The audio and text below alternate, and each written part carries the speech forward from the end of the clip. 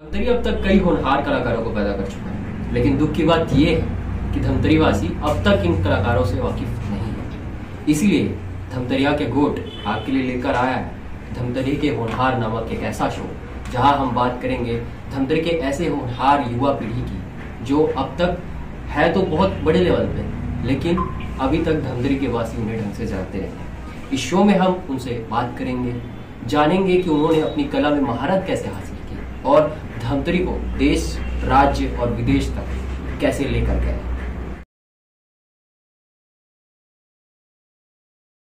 Show के पहले episode में हम आपको मिलाने जा रहे हैं एक ऐसे कलाकार से जिन्होंने पेंटिंग में ऐसी महारत हासिल की कि अब कोई भी खाली जगह उनके लिए कैनवास से कम नहीं। उन्होंने अपनी इस कला से कई उपलब्धियां प्राप्त की और राज्य के साथ साथ देश में धमतरी को रिप्रेजेंट किया। इनका पूरा परिवार शुरुआती पीढ़ी से ही राजनीति में रहा, लेकिन इन्होंने राजनीति को ना चुनकर अपनी हॉबी को चुना और उसमें एक्सीलेंस हासिल की।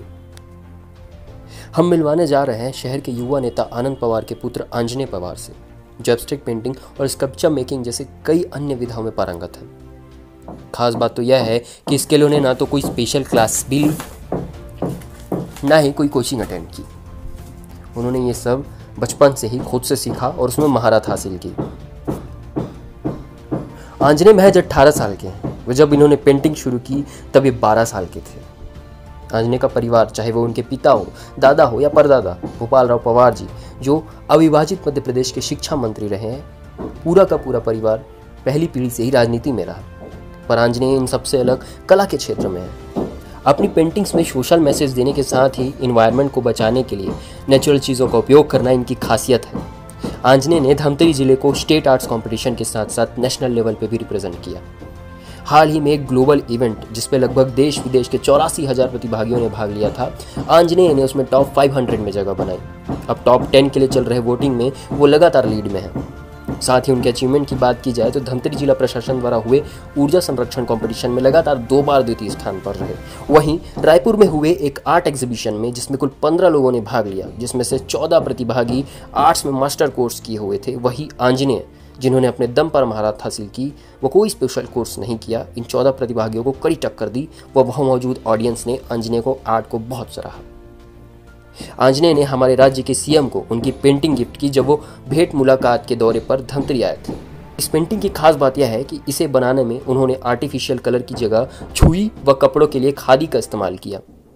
आंजनेय ने इस पेंटिंग के बारे में बताते हुए कहा कि वे हमारे राज्य की संस्कृति को संजो कर रखना चाहते हैं, वह इसे नेशनल व इंटरनेशनल लेवल पर पहुंचाना चाहते हैं। आंजनेय का सपना एक आर्किटेक्चर बनने का है और साथ ही साथ वो अपने पेंटिंग के करियर में भी कुछ महारत हासिल करते हुए जिले को, राज्य को, देश के साथ साथ विदेश में भी रिप्रेजेंट करने की इच्छा रखते हैं।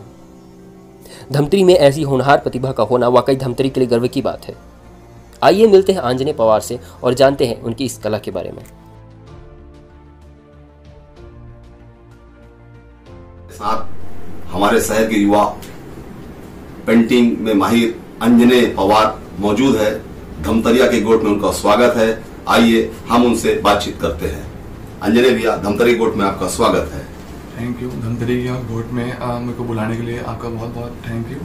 और मेरा नाम आंजनेय पवार है। मैं अभी 17 वर्ष का हूँ और मैंने अपनी पढ़ाई दिल्ली पब्लिक स्कूल धमतरी से कंप्लीट की है। और मैं पेंटिंग करता हूँ, साथ साथ कई चीज़ें भी करता हूँ और अभी मैं कॉम्पिटिटिव एग्जाम की तैयारियाँ कर रहा हूँ। इस फील्ड में आपका इंटरेस्ट कैसे पैदा हुआ और कितने साल से आप पेंटिंग कर रहे हैं?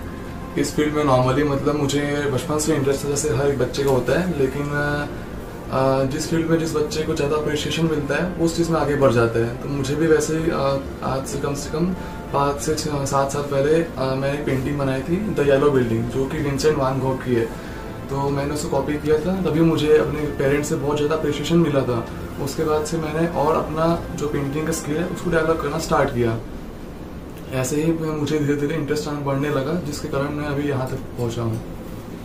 क्या आपने इसको लेके कोई क्लास अटेंड किया, किसी से सीखा कि आप बचपन से ही आपको स्वप्रेरणा ये चीजें आ गई?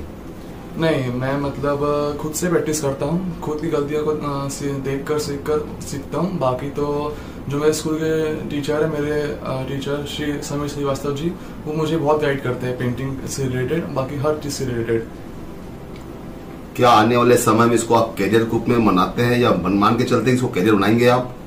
हाँ जी, मुझे बहुत सपोर्ट भी मिलता है मुझे मेरी फैमिली से कि इस फील्ड में अपना करियर बनाना चाहिए। तो मैं अभी तो जस्ट 12th कंप्लीट किया है, इसीलिए आगे सोच रहा हूँ उसके लिए।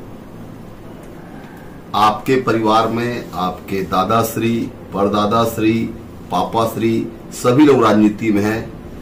बावजूद इसके आप राजनीति में ना जाके पेंटिंग के क्षेत्र में अपना नाम रोशन कर रहे हैं। क्या आने वाले समय में आप राजनीति करना चाहेंगे? क्या राजनीति में आपको कोई इंटरेस्ट है? जी, राजनीति में इंटरेस्ट मतलब जो करंट अफेयर्स होते हैं, जो कि न्यूज़ रिलेटेड जो टॉपिक्स होते हैं वर्ल्ड में, जो क्या हो है, जो भी चीज़ चल रहा है उसमें मेरा इंटरेस्ट है। और फिलहाल तो पेंटिंग में ही इंटरेस्ट है, उसी में करियर बनाना है। पॉलिटिक्स का तो ऐसे कुछ है नहीं फिलहाल। कुछ दिनों पहले आपकी पेंटिंग काफी चर्चा में रही है। छत्तीसगढ़ के मुख्यमंत्री भूपेश बघेल जी का आपने छुई से एक पेंटिंग बनाया था जो मीडिया के सुर्खियों में रहा है। ये विचार कैसे आया कि छुई से आपको पेंटिंग बनाना है? ये विचार कैसे मन में आया आपके? जब भी मैं घर से बाहर निकलता था, गांव जाता था, हमारे जो गांव खरतौली वहाँ जाता था, तब मैं देखता था कि जो वहाँ के ग्रामीण लोग हैं उनका घर एक अलग ही सुंदरता से सबको अट्रैक्ट करता है। उनके घर में छुई यूज होता है, चूना यूज होता है, घेरू रंग यूज होता है। तो मैं सोचा कि मेरे को भी इस एलिमेंट्स को यूज करके पेंटिंग बनानी है, लेकिन मैं ये नहीं सोचा था कि मैं सीएम की पेंटिंग बनाऊंगा। तो ऐसे करते करते मुझे आइडियाज आए, फिर मैं छुई यूज करके, घेरू रंग यूज करके, चूना यूज करके, बोरी का जो बारदाना था उसको यूज करके, खाली यूज करके सीएम की पेंटिंग बनाया। इस फील्ड में आपका लक्ष्य क्या है? इस फील्ड में एक ही लक्ष्य है कि जो सोशल मैसेजेस होते हैं उनको अच्छे तरीके से स्प्रेड करना है और कई लोगों की आंखें खोलनी है अपना जो सब्जेक्ट है उसको दर्शा के।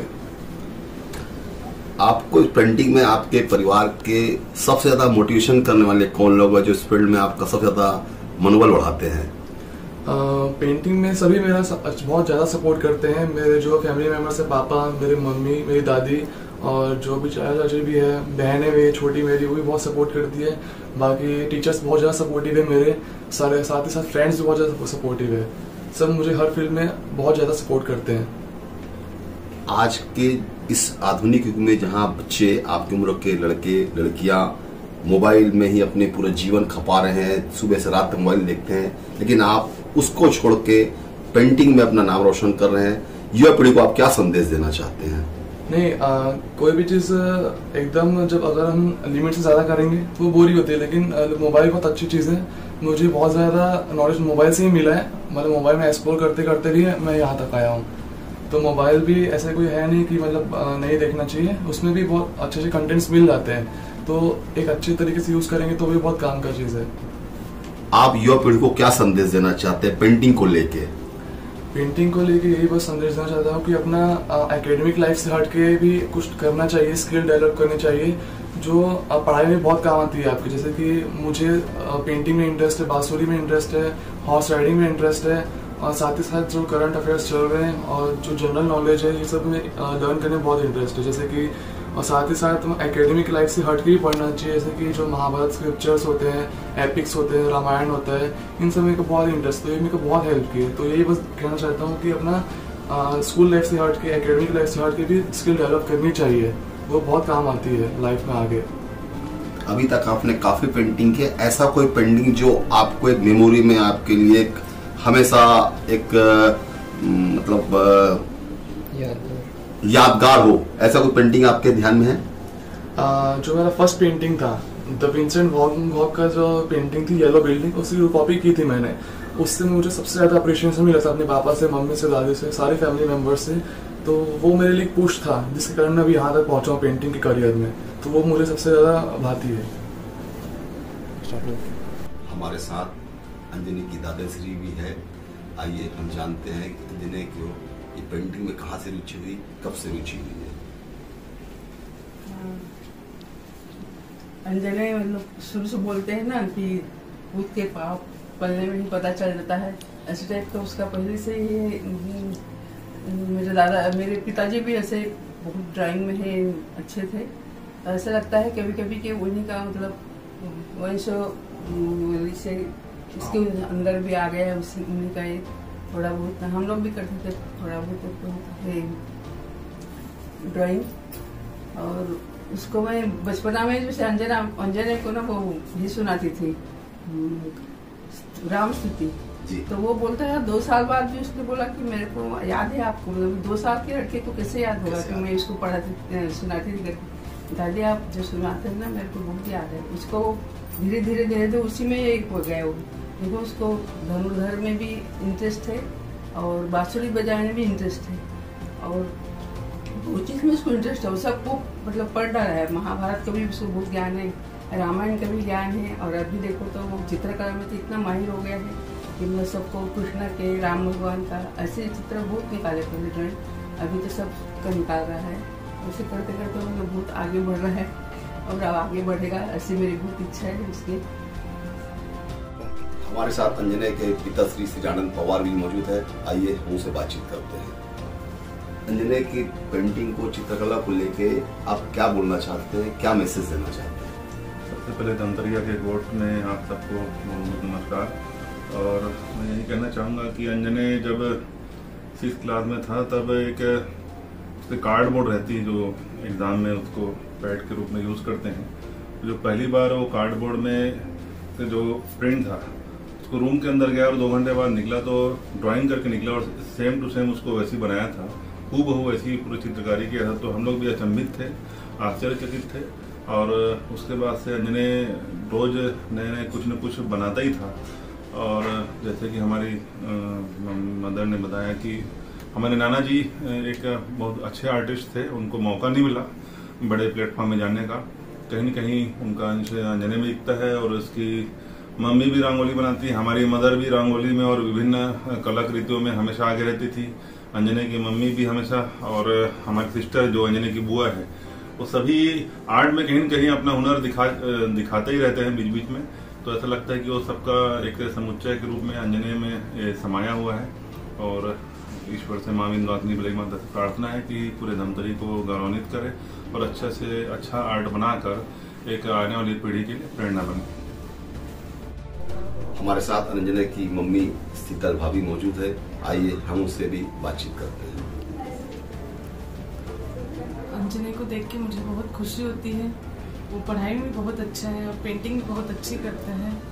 और वो सभी फील्ड में उसको बहुत शौक है, जैसे हॉर्स राइडिंग में, बांसुरी में और धनुष बाण चलाने में भी उसको बहुत शौक है। और पढ़ाई भी बहुत अच्छी करता है और 10th में 12th में सभी में अच्छे मार्क्स लाया है। और मैं आशा करती हूँ कि वो पढ़ाई में भी बहुत आगे जाए और पेंटिंग में भी बहुत नाम कमाए अपना।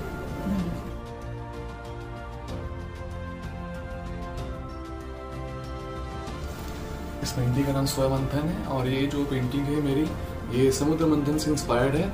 इस पेंटिंग में मैंने ये दिखाया है कि हम एज ए ह्यूमन बींग्स, हमारे अंदर हर तरह की क्वालिटीज़ होती है। तो समुद्र मंथन में 2 मेन एलिमेंट्स निकले थे, विष और अमृत। तो ह्यूमन बींग के अंदर भी विष होता है और अमृत भी होता है। तो वैसे ही हमें इंटेलिजेंस को गेन करके, नॉलेज गेन करके ये जानना है कि हमारे अंदर जो भी क्वालिटीज़ है, जैसे कि जो नेगेटिव क्वालिटीज़ है वो विष है, उनको भी एक्सेप्ट करना है, उनको पॉजिटिव बनाना है। और जो पॉजिटिव क्वालिटीज़ है उनको और डेवलप करना है, जिससे हम जो इंटेलिजेंस का एक्सीलेंस है वो पा सकेंगे।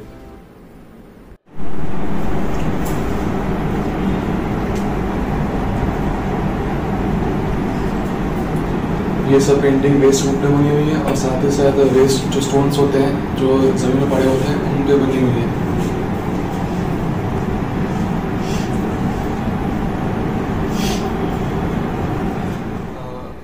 बर्तन पॉट पे बनी हुई है पेंटिंग है पूरी, और ये पूरे स्टोन्स पे बनी हुई है। इसमें जो भी है एक्रिलिक पेंट्स यूज हुआ है, सब स्टोन पे बना हुआ है।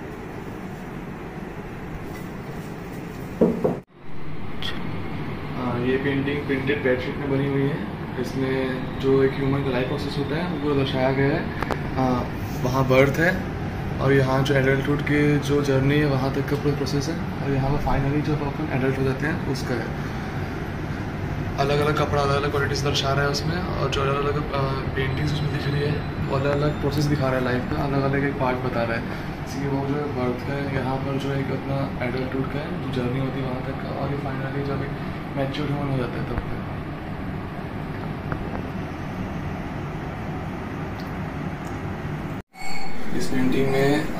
रियल पीपल की लीव्स यूज़ हुई है, साथ ही साथ जो जड़ें हैं वो भी रियल है। इसमें टेक्सचर वाइट को अप्लाई करके मैंने इसमें जो है चिपकाया है पीपल की लीव्स को। जब पीपल की लीव्स को अपन 15 to 20 डेज के लिए सोक करते हैं वाटर में, तब वो एक नेट फॉर्म करता है, जिसके कारण वो एक नेट बन जाता है। उसी को नेट को मैं इसमें अप्लाई किया हूँ।